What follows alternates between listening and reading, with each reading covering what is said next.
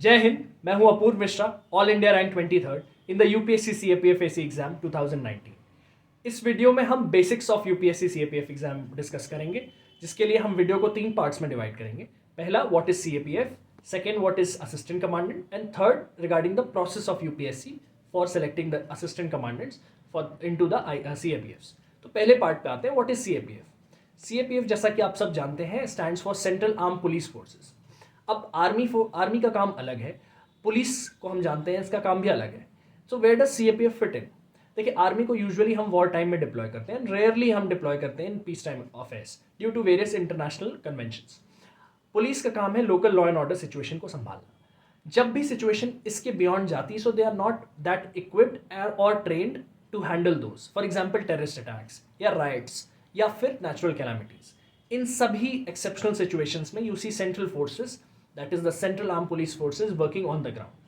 तो अब for example Uttarakhand floods हो गए, या चेन्नई फ्लड्स हो गए, या उड़ीसा के साइक्लोन्स हो गए, या गुजरात के अर्थक्वेक्स हो गए, नेचुरल कैलामिटीज़ के लिए we have one of the best forces in the world, that is NDRF, that is also on from deputation from all the 5 forces, SSB, ITBP, BSF, CRPF and CISF. इन्हीं के लिए recruitments होते हैं on the post of assistant commandant through UPSC.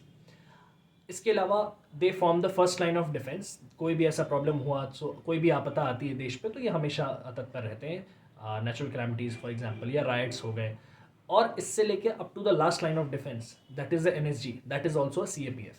हमने Mumbai terrorist attacks में देखा था, जिस फोर्स ने इनको न्यूट्रलाइज किया था, that was the NSG, it is the CAPF. Yes.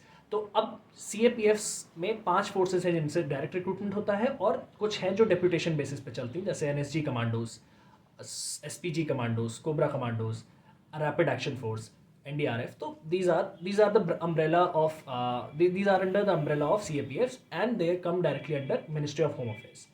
अब आते हैं सेकेंड पार्ट पे, व्हाट इज असिस्टेंट कमांडेंट। देखिए, assistant commandant is the highest level entry into the CAPFs. It is a level 10 post. It offers you a gazetted police officer rank that is equivalent to a captain in the army. State police के हम equivalent देखें तो it is equivalent to deputy SP और ACP in metro cities. So this is directly making you a gazetted police officer right from day one of after you're done with your training.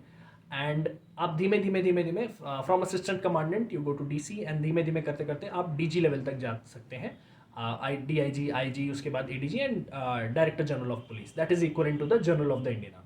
So this is assistant commandant post, and it is one of the very adventurous job available in India.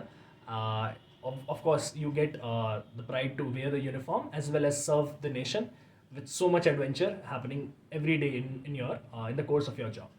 फिर third part पे आते हैं, what is the process with which UPSC selects the assistant commandants into the CAPFs.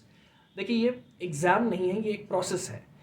It is a process which contains 3 stages. पहला stage होता है जिसमें आपके written rounds होते हैं, which consist of 2 papers, GS paper 1 और जीएस पेपर 2.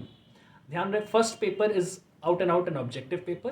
तो इसमें आपके 125 क्वेश्चंस होते हैं, फुल ऑब्जेक्टिव, जीएस और एप्टीट्यूड मिला के क्वेश्चंस आते हैं, एंड आपको 2 घंटे में 125 क्वेश्चंस करने होते हैं, out of which compiling to 250 marks. Second paper is also GS paper 2 बोलते हैं. इसमें आपके एसेज, प्रेसी, रिपोर्ट्स, कॉम्प्रिहेंशन और कुछ इंग्लिश क्वेश्चन, ग्रामेटिकल क्वेश्चंस होते हैं.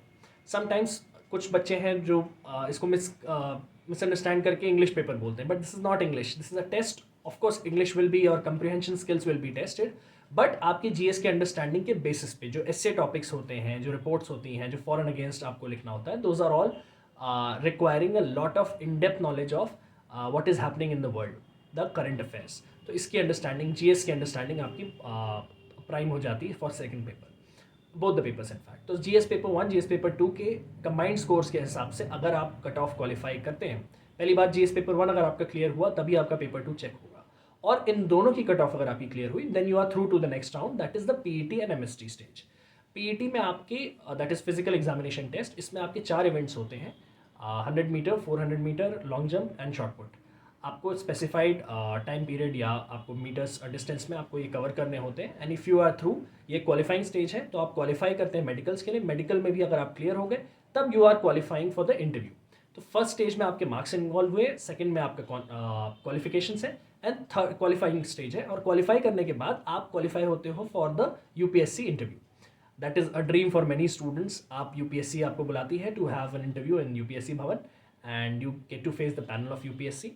अगर आप यूपीएससी इंटरव्यू क्लियर करते हैं तो आपकी तीनों जो मार्क्स हैं for GS paper 1, GS paper 2 and 150 marks का इंटरव्यू, तो 450 मार्क्स के जीएस पेपर 1, जीएस पेपर 2 के कंबाइन हो गए एंड 150 मार्क्स का इंटरव्यू। इन तीनों को मिला के फिर मेरिट लिस्ट तय होती है जिसके हिसाब से आपकी रैंक आती है।